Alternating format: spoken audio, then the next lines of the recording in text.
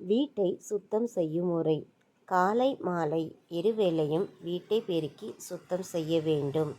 காலை பின்வாசலில் இருந்து முன் வாசல் வரை பெருக்கி சுத்தம் செய்ய வேண்டும். மாலை நேரத்தில் முன் வாசலில் இருந்து பின்வாசல் வரை பெருக்கி சுத்தம் செய்ய வேண்டும். மாலை 6 மணிக்கு முன் வீட்டை சுத்தம் செய்து குப்பையை வெளியில் கொட்டிவிட வேண்டும். செவ்வாய் மற்றும் வெள்ளிக்கிழமை தண்ணீர் பயன்படுத்தி துடைக்க வேண்டும். முதலில் பூஜை அறையை துடைத்துவிட்டு பின் மற்ற அறைகளை துடைக்க வேண்டும். வீட்டில் தீய சக்தி உள்ளதா என்பதை எப்படி கண்டுபிடிப்பது? ஒருவருடைய வீட்டில் எதிர்மறை ஆற்றல்கள் அதிகம் இருந்தால் அந்த வீட்டில் உள்ளவர்களுக்கு அடிக்கடி உடல் நல குறைபாடுகள் மற்றும் உறவுகளின் இடையில் பல்வேறு பிரச்சனைகள் போன்ற சிக்கல்களை சந்திக்க நேரிடும். எனவே ஒருவரின் வீட்டில் தீய சக்திகள் உள்ளது என்பதை உறுதி செய்வதற்கு 3 பச்சை எலுமிச்சை பழங்கள் மட்டும் இருந்தாலே போதும். 3 எலுமிச்சை பழத்தை எடுத்து அதை 2ஆக வெட்டி நமது வீட்டின் பல்வேறு பகுதிகளில் வைக்க வேண்டும். அப்படி வைத்த பச்சை எலுமிச்சை மஞ்சள் அல்லது கருப்பு நிறத்தில் மாறினால் அப்போது அதை தூக்கி எறிந்துவிட்டு அப்பகுதியில் மீண்டும் புதிய பச்சை எலுமிச்சையை வைக்க வேண்டும். தாய்மையான மழைநீரில் எலுமிச்சை பழத்தின் தோலை கொதிக்க வைத்து வீட்டில் தெளிக்க வேண்டும். இதனால் கெட்ட சக்திகள் அனைத்தும் அகலும். செய்வினை தாக்கம் நீங்க வீட்டில் கடல் நீரை தெளித்து விடவும்.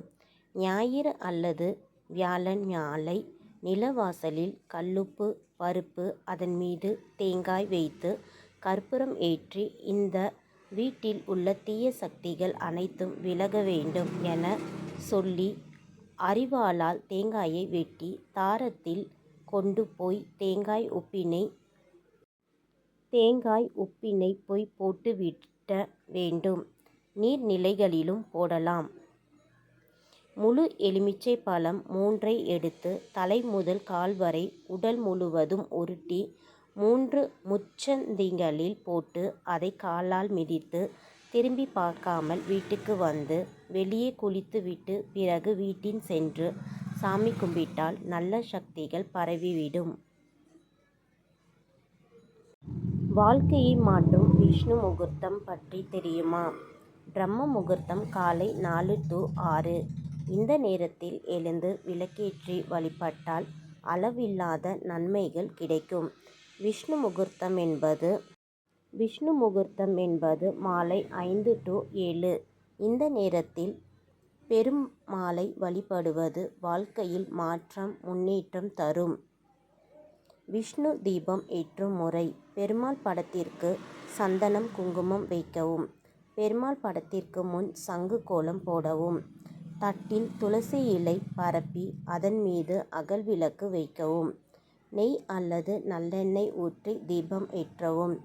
தினமும் துளசி இலை படைத்து வழிபடவும். நெய்வேத்தியம் கற்கண்டு உலர்திராட்சை நெல்லிக்கனி மாதுளம்பழம் வைக்கலாம்.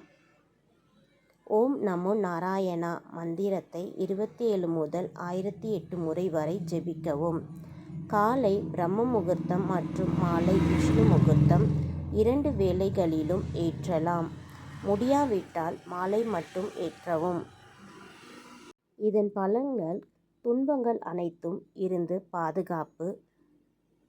மகாலட்சுமியின் பரிபூர்ண அருள் கிடைக்கும். கஷ்டங்கள் நீங்கி செல்வம் பெருகும். 16 வகை செல்வங்களும் கிடைக்கும். வேண்டுதல்கள் விரைவில் நிறைவேறும்.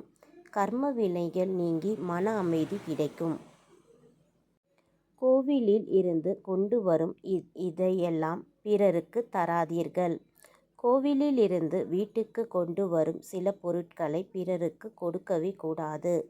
மீறினால் வீட்டிற்கு வரும் தெய்வம் வெளியேறிவிடும் என்பது ஐதீகம்.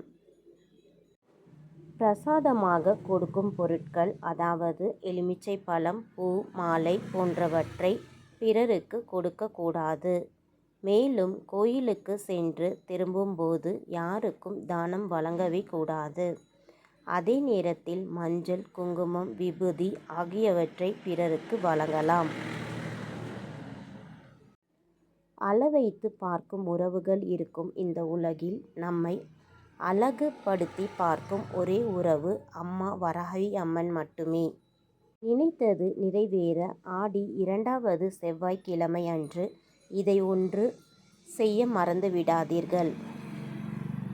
ஆடி 2வது செவ்வாயில் முருகப்பெருமானை நினைத்து விரதம் இருந்தால் குடும்பத்தில் ஒற்றுமை அதிகரிக்கும்.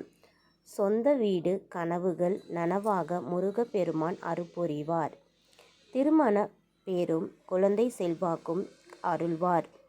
நாளை ஒரு நாள் விரதம் இருந்தால் வாழ்க்கையில் பேரும் புகழும் உண்டாகும் என்பது நம்பிக்கை.